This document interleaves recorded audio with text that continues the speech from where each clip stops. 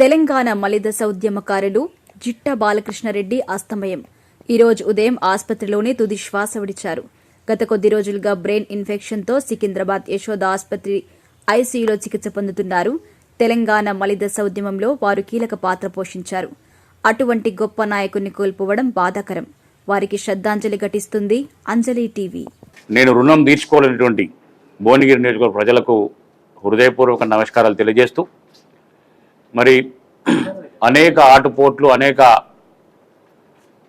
సమస్యలు, అనేక ఇబ్బందులు ఎదుర్కొని ఈరోజు మరొక 14 ఏళ్ళు వనవాసం తర్వాత నా సొంత గూటికి చేరుకున్న సందర్భంగా ఊరూర పోరాట అగ్గిరాజేసిన ఉద్యమ కాగడని మాటల తూటాలు వేలంగా కూలిన నాటి నీ ఎంత కోటలని తేగరెక్కల కింద పావురాలై రాలిపోయిన తారలని తలుసుకుంటూ ఒక్కడు వేలు లక్షలై పోరాడిన తీరుని నెమరు వేసుకొని నేల తల్లిని కాపాడిన కరుణగల్లా చేతుల్ని ముట్టుకోవాలని, ఒకసారి ముట్టుకోవాలని ఉన్నదే